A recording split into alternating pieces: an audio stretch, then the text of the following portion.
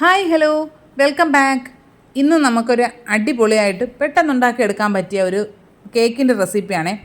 Evening സ്നാക്കായിട്ട് കുട്ടികൾക്ക് എന്ത് കൊടുക്കുമെന്നുള്ളതാണല്ലോ നമ്മുടെ ഏറ്റവും വലിയ ടെൻഷൻ. അതിന് നല്ലൊരു പരിഹാരമാണ് ഈ കേക്ക്. വീഡിയോ കാണാം.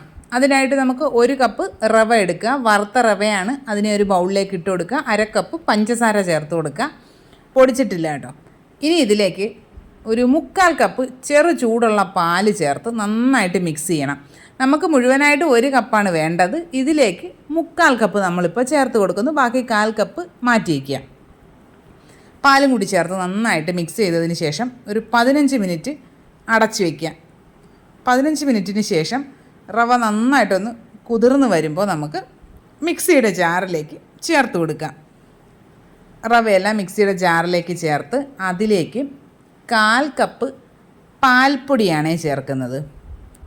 ഇനി 1/4 കപ്പ് കസ്റ്റാർഡ് പൗഡർ, വാനില ഫ്ലേവറിലുള്ള കസ്റ്റാർഡ് പൗഡറാണ് ചേർക്കുന്നത്. കസ്റ്റാർഡ് പൗഡർ ഇല്ല എന്നുണ്ടെങ്കിൽ 1/4 കപ്പ് കോൺഫ്ലോർ ചേർത്തിട്ട് 1 ടീസ്പൂൺ വാനില എസൻസ് കൂടെ ചേർത്ത് കൊടുത്താൽ മതി കേട്ടോ. ഇനി ഇതിലേക്ക് 1 teaspoon baking powder, 1/4 teaspoon baking soda, 1 pinch ഉപ്പ്, 1/4 കപ്പ് ബട്ടർ മെൽറ്റ് ചെയ്തത്, 2 ടേബിൾ സ്പൂൺ പാല്, ഇത്രയും ചേർത്ത് നന്നായിട്ട് ഇതൊന്ന് അടിച്ചെടുക്കാവുന്നതാണ്.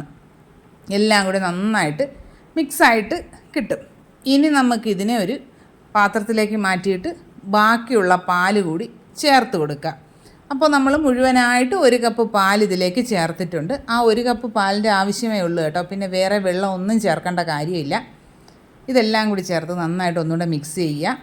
ഒരു കേക്ക് ടിന്നിലേക്ക് ഒഴിക്കുക. കുറച്ച് ബദാം ഒന്ന് മുകളിലൊന്ന് ഇട്ട് കൊടുത്തിട്ടുണ്ട് കേട്ടോ. എന്നിട്ട് നന്നായിട്ട് ടാപ്പ് ചെയ്യുക. പ്രീ ഹീറ്റ് ചെയ്ത് വെച്ചിരിക്കുന്ന പാത്രത്തിലേക്ക് ഇറക്കി വെച്ച് കൊടുക്കുക. ഒരു മീഡിയം ഫ്ലെയിമിൽ 35 മിനിറ്റ് ആയപ്പോൾ എനിക്ക് കേക്ക് റെഡിയായി കിട്ടിയിട്ടുണ്ടായിരുന്നേ.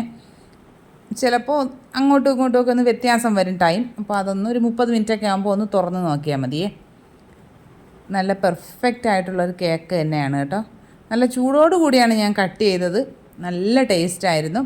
ഒരു കസ്റ്റാർഡ് പൗഡറും കൂടെ ചേർക്കുമ്പോൾ ഒരു പ്രത്യേക ഒരു ഫ്ലേവറാണേ. വീഡിയോസൊക്കെ ഇഷ്ടമായിട്ടുണ്ടെങ്കിൽ ചാനൽ സബ്സ്ക്രൈബ് ചെയ്യുന്ന കാര്യം മറന്നു പോകരുത്. വീഡിയോസ് ലൈക്ക് ചെയ്യണം, കമൻറ്റ് ചെയ്യണം, ഷെയർ ചെയ്യണം. അപ്പോൾ കേക്ക് എല്ലാ കൂട്ടുകാരും ഒന്ന് ട്രൈ ചെയ്ത് നോക്കുക. ഇനി നമുക്ക് മറ്റൊരു അടിപൊളി വീഡിയോ ആയിട്ട് ഉടനെ തന്നെ കാണാം. അതുവരെ എല്ലാ കൂട്ടുകാർക്കും ബൈ.